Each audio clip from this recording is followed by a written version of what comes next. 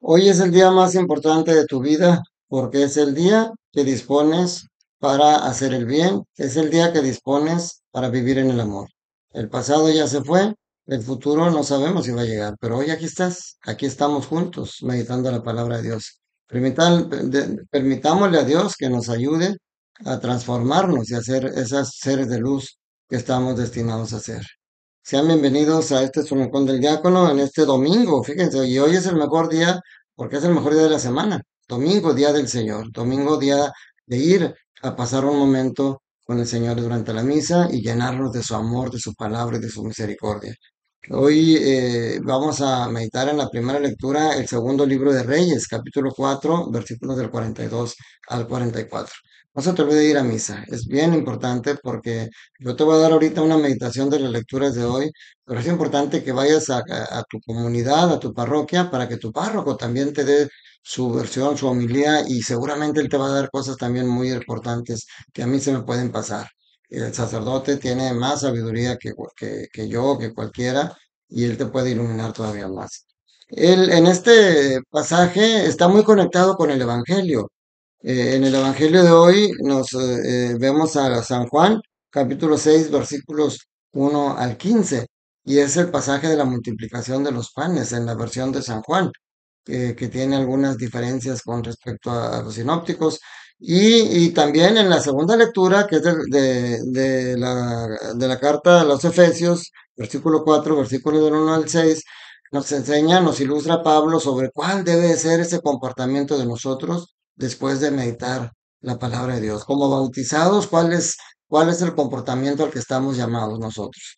Y pues bueno, en la primera lectura nos presenta, les digo, está en consonancia con el Evangelio, porque nos presenta a Eliseo haciendo también una multiplicación de los panes. Pero ahorita vamos a meditar la diferencia de cómo en el Evangelio, en Jesús, se potencializa y se magnifica o se plenifica, llega a la plenitud.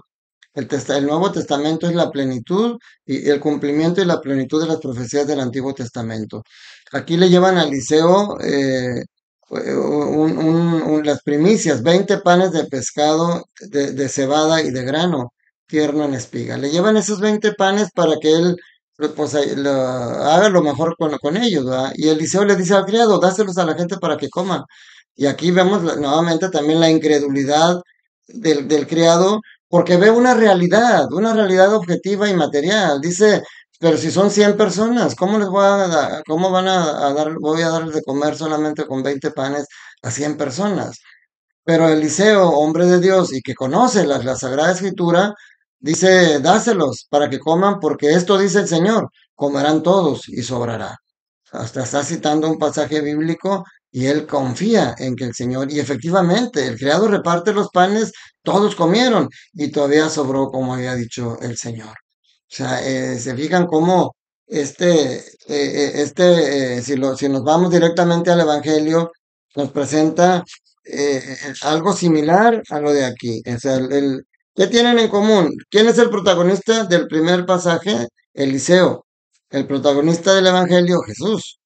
Por eso el problema de los dos en la primera lectura era cómo alimentar a 100 personas con 20 panes. El problema en el Evangelio era mayor, cómo alimentar con 5 panes y 2 pescados a más de 5,000 personas. O sea, el problema era mayor. Y así como el siervo de Eliseo duda porque dice, ¿cómo es posible? ¿Cómo vamos a dar 20 panes entre 100? Así también los apóstoles dudan. Porque primero Felipe dice, no, pues es que son mucha gente, ¿dónde vamos a conseguir? O sea, no hay nada que darles. Perdón, Santiago va y dice, Andrés, perdón, dice, aquí hay un muchacho que tiene 5 panes y 2 pescados. O sea, él ya ve una luz, pero aún así dice, no se puede alimentar a tanta gente. Y en cambio, Jesús dice, Jesús, la primera lectura, Eliseo confía en Dios, porque la palabra escrita decía, comerán y sobrarán. Pues Jesús confía en sí mismo, porque Él es Dios. Él da gracias al Señor y le da a alimentar a toda la gente. Eliseo le ordena al sirviente que reparta. Y fíjense, aquí viene una de las diferencias también. En los evangelios sinópticos también dice que Jesús les dice, denles ustedes de comer. Y Jesús parte el pan, pero se los da para que ellos lo repartan. Y aquí en el pasaje de la versión de Juan, es el mismo Jesús. Dice Jesús tomó los panes y después de dar gracias a Dios, se los fue repartiendo a los que estaban sentados a comer. O sea, es el mismo Jesús el que da los planes. Y efectivamente comieron todos y sobraron 12 canastos. Aquí también es muy significativo porque en la primera lectura solamente dice que comieron todos y sobró, y aquí especifican 12 canastos, 12, las 12 tribus de Israel, los 12 apóstoles, todo lo que abarca el amor y la gracia del Señor. Este pasaje de San Juan tiene un tinte también eucarístico, porque si se fijan en las acciones y en las palabras que hace, dice Jesús tomó pan, hizo la oración de gracias y luego lo repartió. Es lo que hizo en la última cena y es lo que hace el sacerdote en el momento de la consagración. Cuando repite las palabras, toma el pan, lo parte y luego después da las palabras de gracias y luego después lo comparte. Es un momento eucarístico que muchos lo han prefigurado en el maná en el desierto, con la diferencia de que en el maná en el desierto el Señor les pedía que solamente recogieran lo necesario para ese día. Solamente los viernes tenían que recoger doble porque el sábado no podían hacerlo. Pero decía, recojan solamente lo que necesiten para comer ese día, porque si llevan de más, se va a echar a perder. Lo que sobra se echa a perder. Y aquí no. Aquí en el Evangelio de San Juan, lo que sobra se guarda para poder que no se desperdicie, dice Jesús.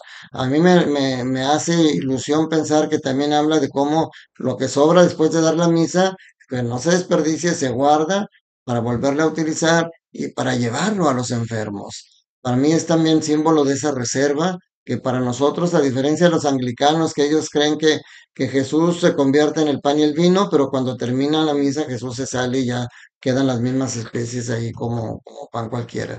Nosotros no, nosotros sabemos que Jesús se convierte y se queda el pan y el vino, ahí se queda Jesús y por eso en el Santísimo Sacramento Él está presente. Y toda esta fe, todo esto que creemos, tiene que tener un fruto en nuestra vida diaria. Por eso San Pablo dice en la carta a los Efesios, dice, primero dice que está prisionero, son de las cartas que se conocen como del cautiverio. Está prisionero Pedro por causa del Evangelio. Pero dice, los exhorto a que lleven una vida digna del llamamiento al que han recibido. ¿Cuál es el llamamiento? A ser bautizados. El ser bautizados es un envío.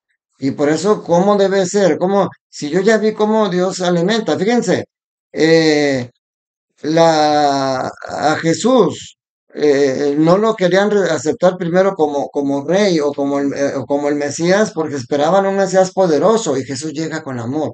Pero aquí, cuando ven cómo es capaz de dar de comer, dicen, pues este rey nos conviene, este rey es poderoso, lo querían hacer rey y Jesús se va porque su reino no es de este mundo. Su reino es para que reine y nosotros como sacerdotes, profetas y reyes que somos por el bautismo, estamos llamados a ese reino de Dios, a hacerlo aquí en la tierra. ¿Y cómo? Sean siempre humildes y amables. Eso es, yo cuando les digo, por todo este resumen de lo que dice aquí San Pablo, se resume en lo que dice el Evangelio. El primer mandamiento, amar a Dios sobre todas las cosas, pero el segundo, amar al prójimo como a ti mismo. El problema es que cuando hablamos del amor, ay, hablamos de un sentimiento bonito, y entonces, pues yo cómo voy a sentir bonito por los que no quiero, por los desconocidos, por la gente de la calle. No, pues es que el amor no es un sentimiento bonito. Yo siempre les digo, ¿a poco crees que Jesús sentía mariposas en el estómago por nosotros? Claro que no, el amor realmente es algo más profundo que nace y que también va para el servicio. Por eso dice, sean siempre humildes y amables. Cuando tú eres amable, si tú trabajas en un escritorio atendiendo gente y eres prepotente, pues se te olvida que eres bautizado. Tienes que ser amable. Esa es la manera ahí, siendo maestro, siendo albañil, siendo carpintero, cualquier sea tu oficio, ahí donde estés trabajando, ahí tienes que amar a tu prójimo siendo humilde y amable. En tu familia, sean comprensivos y sopórtense mutuamente con amor. ¿Cuántas veces no te encuentras personas que te desesperan y que te fastidian? Bueno, si eres bautizado tienes que aprender a ser tolerante con las personas, porque tiene que nacer del amor. Y el amor supremo es Cristo, y Él es el que nos pone el ejemplo de amor para nosotros. Por eso también dice, esfuércense en mantenerse unidos en el espíritu con el vínculo de la paz. O sea, la unión, la unidad entre nosotros es el símbolo. Por eso la Eucaristía también es símbolo de unión, porque todos estamos en comunión con Cristo. Entonces, eso es lo que nos invita San Pablo. Y sopórtense mutuamente con amor. Yo les digo a los matrimonios, cuando ustedes empiezan a tener dificultades porque ya no se entienden bien, y muchas personas, muchos matrimonios terminan en divorcio, acuérdense de esto. ¿Qué significa sopórtense? No significa aguántate, pues ya te amolaste, como decían antes, te casaste, te amolaste.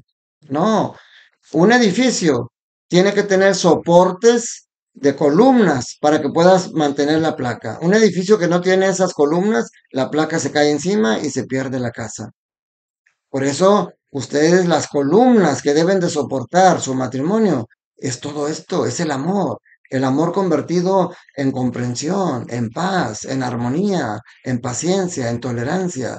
Entonces, ahí esas columnas deben de fortalecer para que oye, es que ya no nos entendemos. Bueno, platiquen. Es que hemos perdido la magia. Bueno, acuérdense, ¿por qué te enamoraste de esa persona? Hay una frase que decían los motivadores, había un motivador humano, Alex Day, decía mucho, volver a los básicos. Vuelve a los básicos. ¿Por qué te enamoraste de esta persona? ¿Qué fue lo que te llamó? ¿Qué hacían antes que se mantenían tan unidos y que ahora no lo hacen? Ah, es que antes íbamos al cine, es que antes salíamos a comer juntos, antes platicábamos. Pues vuélvanlo a hacer, vuélvanlo a hacer. O sea, todo tiene compostura. Estamos en una cultura en lo que no sirve se tira y se cambia por algo nuevo. Antes lo que no servía lo mandábamos a arreglar. El matrimonio que empieza a tener problemas se puede arreglar utilizando. Claro, tú no podías arreglar una lavadora llevándosela a un técnico en teléfonos. No podías arreglar una televisión llevándosela a un técnico en lavadoras. Si tú quieres arreglar tu matrimonio, no se lo lleves al mundo, llévaselo a Dios. El Señor es el técnico que puede arreglar tu matrimonio y el manual es la Biblia. El Señor puede levantar de las cenizas tu matrimonio que parece en ruinas, pero tienes que poner de tu parte. Esa mujer que tienes a tu lado, ese hombre que tienes a tu lado, tú decidiste amarlo. No cambies la decisión, tú decidiste amarla. Ámala, trátala bien, hagan la prueba y verán cómo después de un tiempo esa llama que parece estarse apagando va a encenderse más que nunca, porque el amor de Dios está en tu corazón.